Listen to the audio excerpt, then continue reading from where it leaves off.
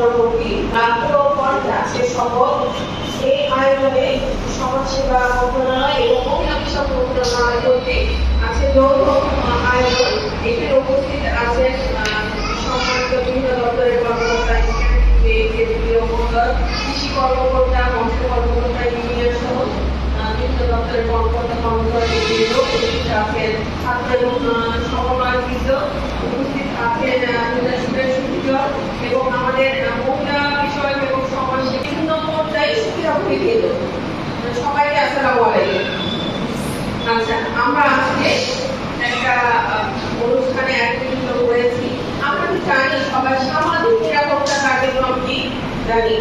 সামাজিক নিরাপত্তা একটি সমাজসেবা কার্যালয় এবং মহিলা বিষয়ক কার্যালয়গুলি সামাজিক নিরাপত্তামূলক কার্যক্রম পরিচালনা করে। এই সামাজিক নিরাপত্তাটা কি?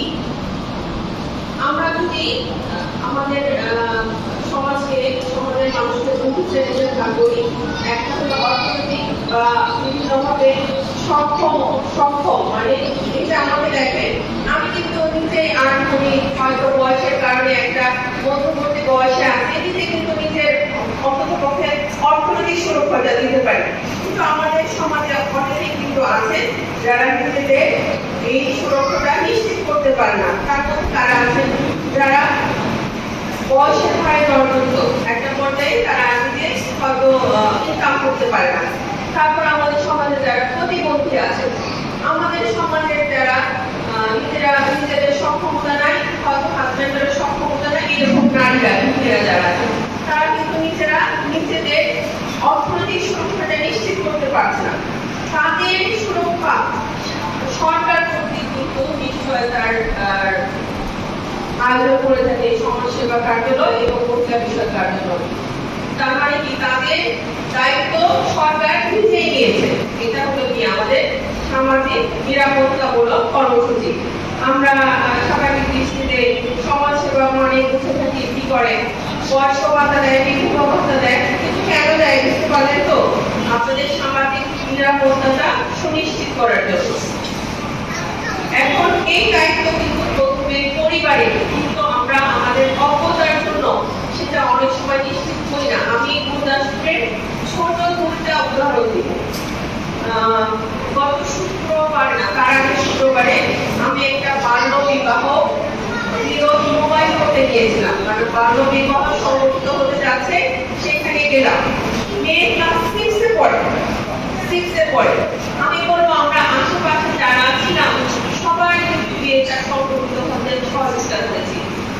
আমাদের হয়তো শিক্ষকরা দিয়েছেন, কিন্তু তারা সেটা প্রকাশ করে নাই। আমি দেখেছি ওইখানে অনেক স্টাবলিশ, আমরা জানি এরকম ফ্যামিলির আত্মীয় স্বজন আছেন, তারা নিজেরাও বিয়ে বাড়িতে অংশগ্রহণ করেছেন, তারা কিন্তু বিয়েটাতে কি বাধা প্রদান করেন নাই। এতে কি হয়েছে, আমরা যে নারী বিষয়ক যে অভিযোগগুলো পাই, এর বেশিরভাগই কিন্তু যারা আমরা বাল্য বিয়ের শিকার হচ্ছি তাদের কাছ থেকে পাওয়া।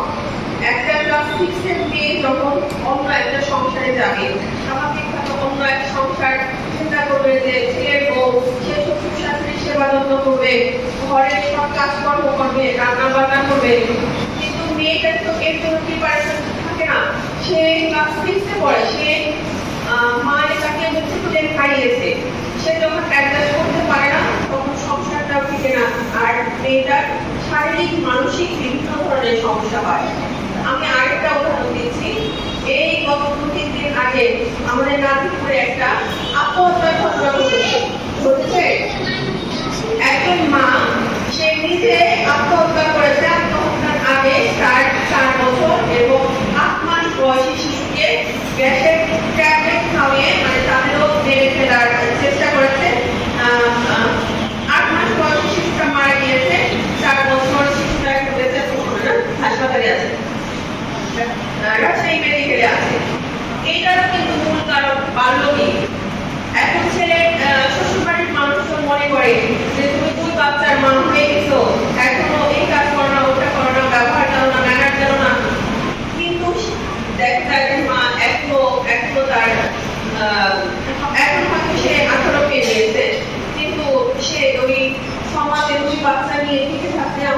সংগ্রাম তারপরে উপযুক্ত হতেন।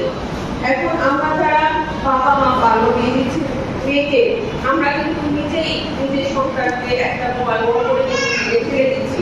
আমরা কেন দিতে আমরা সবই জানি বুঝি, কিন্তু মানি না।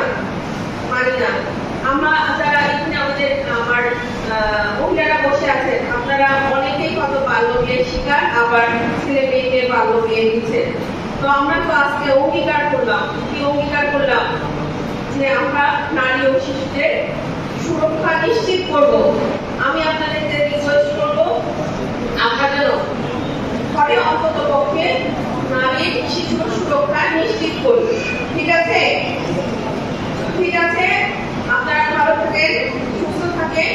আর আমরা যে শপথ করলাম আজকে, আমরা যেন সেটা নারী, শিশু, এমনকি বয়স্ক দেশের সবচেয়ে প্রবীণতম ব্যক্তি কিন্তু আমাদের এই মূল রাষ্ট্রে এখন জীবিত আছে। এটা কিন্তু আমাদের অনেক বড় একটা পাওয়া। কিন্তু 135 বছর যে ব্যক্তিরা আছে, তার সুরক্ষা নিশ্চিত করাও আমাদের দায়িত্ব। হ্যাঁ, কারণ যে সম্মানিত তাকে একটা ঘর উপহার দিয়েছেন সরকারের পক্ষ থেকে, তার মানে কি তার সুরক্ষা যেন নিশ্চিত হয় সেই ব্যবস্থা করেছে। তো আমরা কথা বাড়বো না, সবার ভালো থাকে। আমরা যে উদ্দেশ্য সামনে